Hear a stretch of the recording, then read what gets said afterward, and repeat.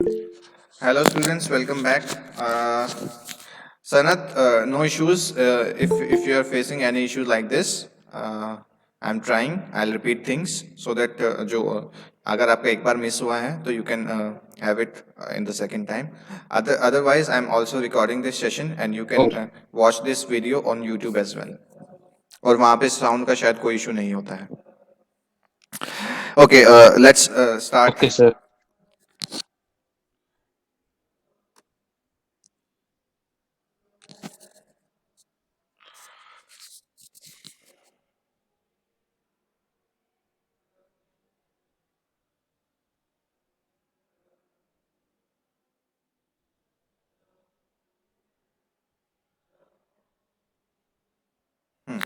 तो previous class में हमने ये स्क्रीन सबको विजिबल है ना? Is the screen visible to everyone? Yes, sir. Okay.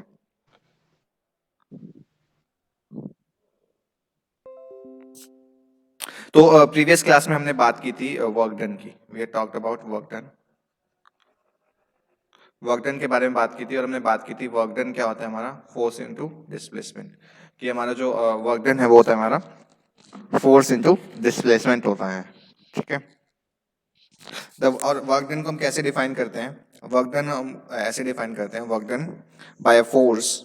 Work done by a force acting on an object is equal to work done अगर किसी ऑब्जेक्ट के ऊपर लग रहा है. मान लीजिए एक ऑब्जेक्ट है, इसको मूव करने की कोशिश कर रहे हैं, हम इसके ऊपर इस डायरेक्शन में से फोर्स लगा रहे हैं.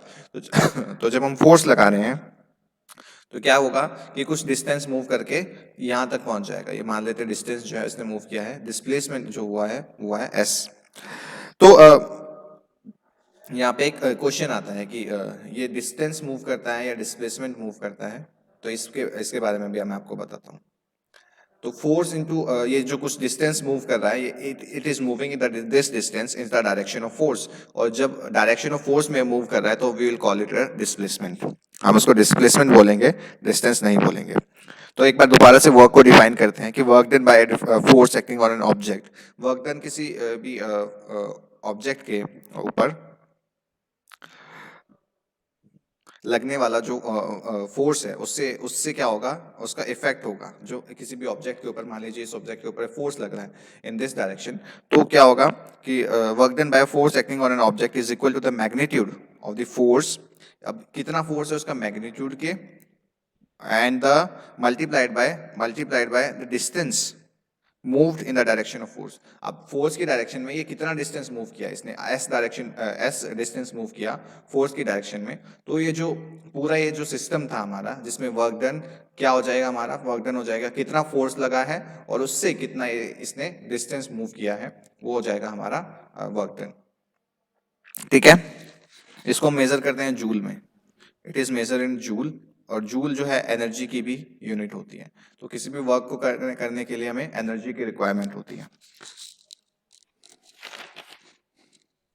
अब यहाँ पे मैंने एक क्वेश्चन दिया था आपको. आपको एक क्वेश्चन दिया गया था.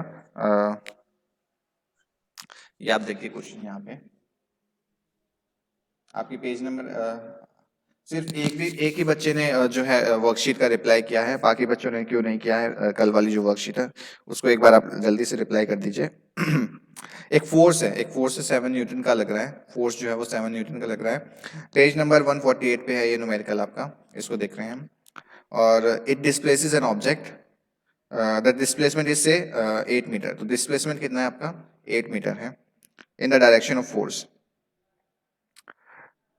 Late us test force acting object. देखिए एक ऑब्जेक्ट यहाँ पे है, ठीक है. इसके ऊपर लग रहा है 7 न्यूटन का फोर्स लग रहा है, इस डायरेक्शन से 7 न्यूटन का फोर्स लग रहा है. और इससे क्या हुआ, ये 8 मीटर जो है डिस्प्लेस हो गया है.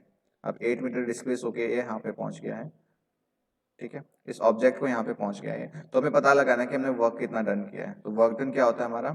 Force into displacement. तो ये जाएगा हमारा फोर्स कितना है हमारा 8 मीटर मल्टीप्लाई बाय 7. तो ये कितना आ जाएगा 56 जूल. तो 56 जूल हमारा क्या आ जाएगा, हमारा वर्क डन आ जाएगा. ठीक है. यहां तक क्लियर है सबको?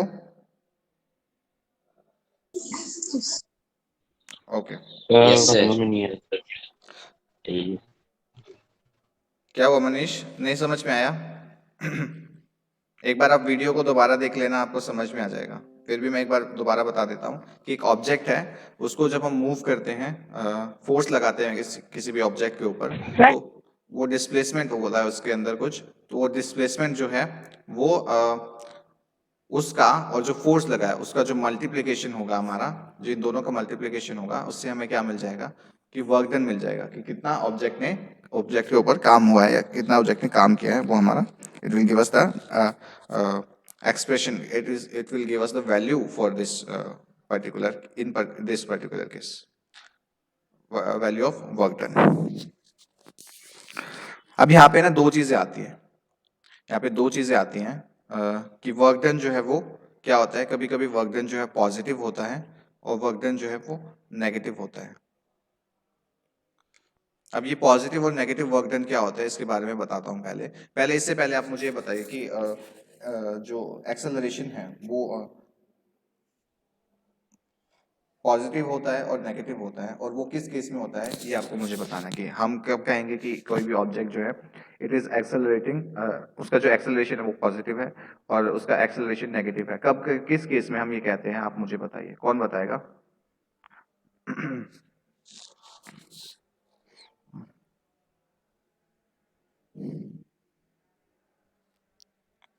सर रिपीट कीजिए सर। किस केस में जो एक्सेलरेशन है वो नेगेटिव होता है और किस केस में एक्सेलरेशन जो है पॉजिटिव होता है, ये बताना है आपको।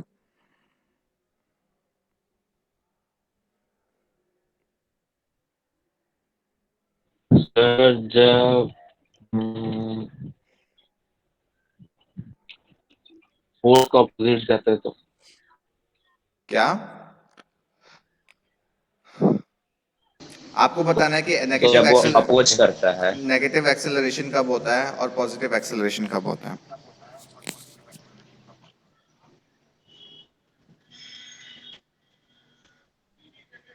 जब हम ब्रेक अप्लाई करते हैं तो वो निगेटिव हो जाता है। Very good. थोड़ा सा और बताइए डिटेल में मनीष, कोई एग्जाम्पल के साथ अगर आप बता सकते हैं तो प्लीज बताइए।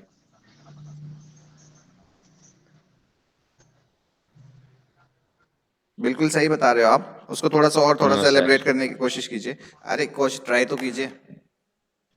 ब्रेक बिल्कुल सही बताया आपने, ब्रेक लगाया जब उसमें डायरेक्शन और बता दीजिए कि फोर्स जो है वो कैसे लग रहा है, एक्सेलरेशन जो है वो कैसे हो रहा है, नेगेटिव एक्सेलरेशन कब हो रहा है। ब्रेक लगाने पे बिल्कुल सही बता रहे हो, ब्रेक लगाने पे क्या होता है, थोड़ा सा कोशिश कीजिए बताने की उसको। अगर कार मूव कर रहा है हम्म, बिल्कुल बढ़िया। और उसके ऊपर अगर हम हम्म, ब्रेक अप्लाई करते हैं तो नेगेटिव एक्सेलरेशन देता है। अच्छा, नेगेटिव एक्सेलरेशन क्यों दे रहा है ये थोड़ा सा एक बार बताइए। वो अपोज करता है।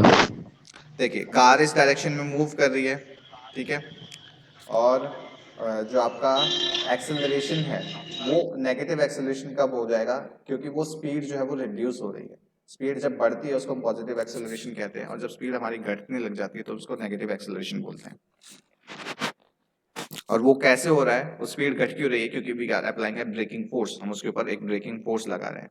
तो force is producing an acceleration which is, उसकी जो एक्सेलरेशन प्रोड्यूस हो रहा है उसकी डायरेक्शन जो है अपोजिट है जो ऑब्जेक्ट मूव कर रहा है, और जो फोर्स लग रहा है वो अपोजिट डायरेक्शन में है। इसकी वजह से हम उसको ब्रेकिंग फोर्स भी बोलते हैं, और इससे जो एक्सेलरेशन प्रोड्यूस होगा वो नेगेटिव एक्सेलरेशन होगा, क्योंकि इसमें जो फाइनल वेलोसिटी है वो इनिशियल वेलोसिटी से जो भी उस पर्टिकुलर इंस्टेंट पे वो कम होगी। इससे क्या होगा कि जो आपका फाइनल वेलोसिटी की वैल्यू है वो इनिशियल वेलोसिटी से कम हो जाएगी, और ऐसे केस में क्या हो जाएगा, एक्सेलरेशन जो है वो नेगेटिव हो जाएगा। अब यहाँ पे समझने की कोशिश करते हैं कि how this this concept of acceleration, negative acceleration is related to this. अब देखते हैं।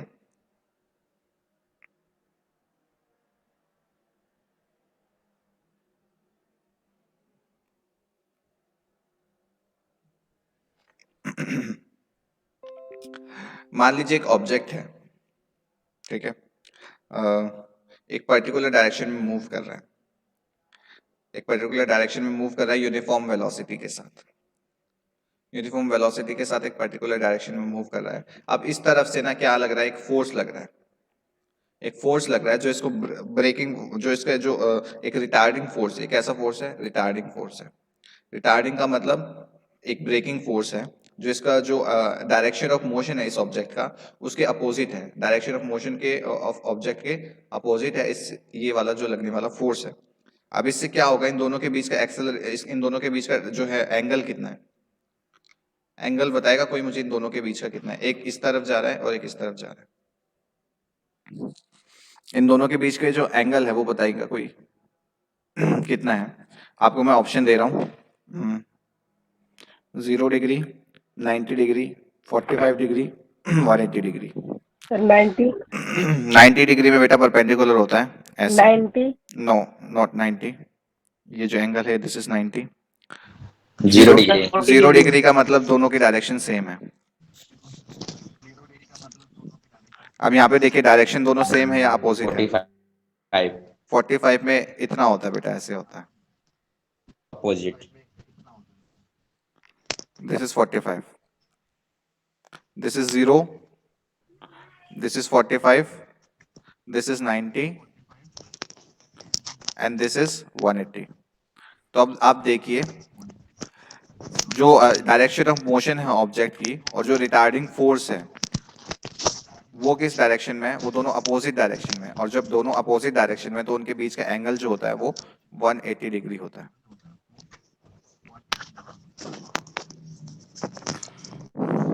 किसी का माइक ऑन है, उसको जरा एक बार म्यूट कर लीजिए, अनलेस आपको कुछ बोलना है तो। मनीष अपना माइक म्यूट कर लीजिए प्लीज। Thank you. अब देखिए, आप हायर क्लासेस में जब आप जाएंगे तब आप पढ़ेंगे जो वर्क डन होता है वो होता है एफ एस कॉस थीटा। अभी कॉस थीटा जो होता है ना, ये आप क्लास 10th में पढ़ेंगे, फिर भी मैं आपको थोड़ा सा बता देता हूँ।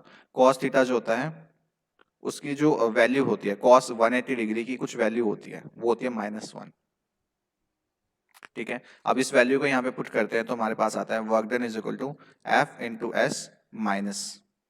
तो ये क्या हो जाएगा, जो हमारा वर्क डन की वैल्यू है वो नेगेटिव आ जाएगी।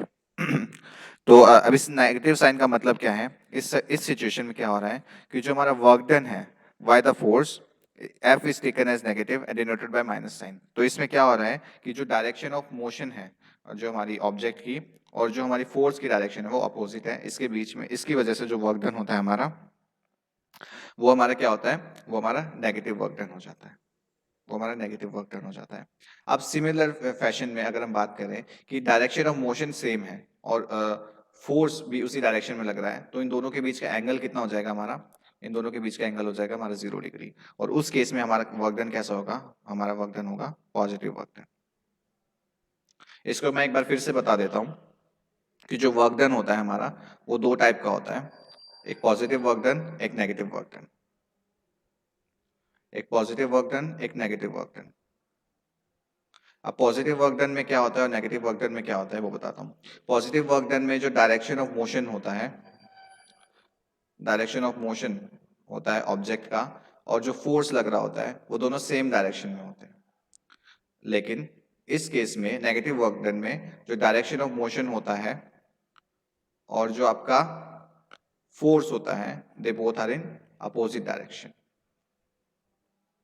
ये आप इसको ऐसे तरीके से याद कर सकते हैं। यहां तक क्लियर है सबको?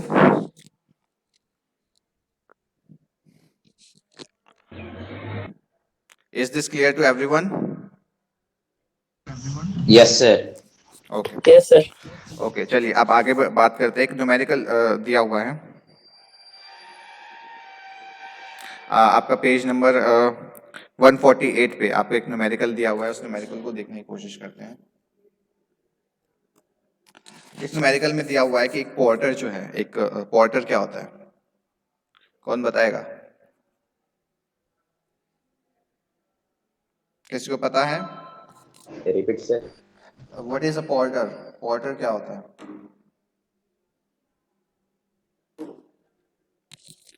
पोर्टर, घड़ा। Porter. Okay, Harry Potter. Harry Potter अलग है, ये पोर्टर अलग है। कोई बताएगा इसका मीनिंग क्या होता है पोर्टर का? एनीवन?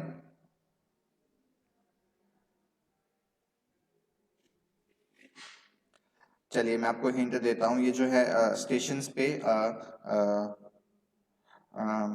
सूटकेस वगैरह जो है उनको उठाते हैं और उसके बदले पैसे लेते हैं।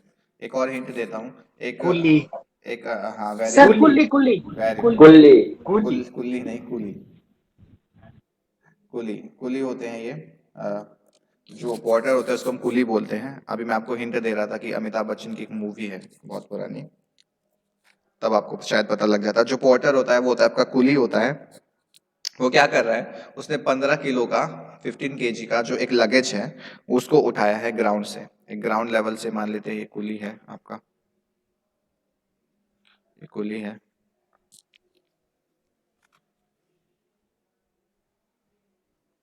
ठीक है, ये कुली है। इसने जो एक वो उठाया है, वेट उठाया है, उसको उठाकर अपने सर पे रख लिया, उठाकर उसने अपने वेट को सर पे रख लिया है। और इसका वेट जो है, इसका जो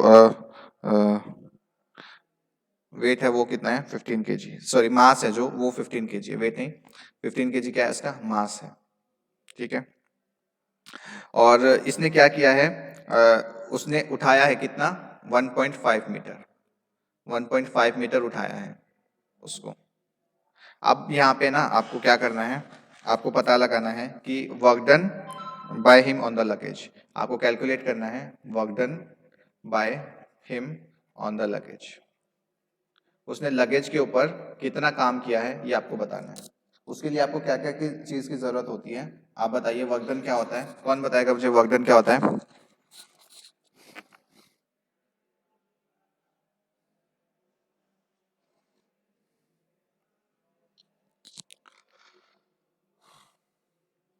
work done is force into displacement, और जो हमारा फोर्स होता है it is given by mass into gravity, क्योंकि it is working against the gravity, तो it will be termed as m into G into S. तो यहाँ पे जो m है हमारे, उसकी वैल्यू कितनी है 15, g है हमारी, उसकी वैल्यू कितनी है हमारी, g एक्सेलरेशन की वैल्यू हम 10 ले रहे हैं फॉर कैलकुलेशन में आसानी रहे हमें, और s जो है हम उसकी वैल्यू ले रहे हैं 1.5, क्योंकि s जो है डिस्प्लेसमेंट है 1.5 का। तो इसको जब इससे मल्टीप्लाई करते हैं तो 225 आपका kg metre minus s minus 2m, तो ये आ जाता है हमारा। तो इसको हम देते हैं तो ये आ जाता है हमारा 225 न्यूटन मीटर, न्यूटन मीटर।